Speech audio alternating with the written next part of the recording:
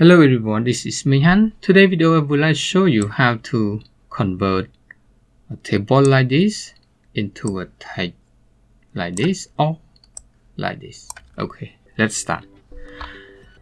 Okay, first of all, let's select our table. Just click here, select all our table right here, or just click somewhere in the table and then go to layout, and then we have convert to text.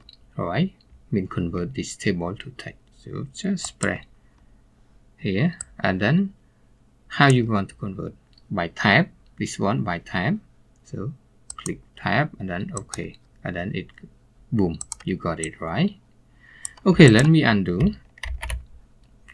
Another option is convert to text and then choose either by comma or separate, like the last one, this one.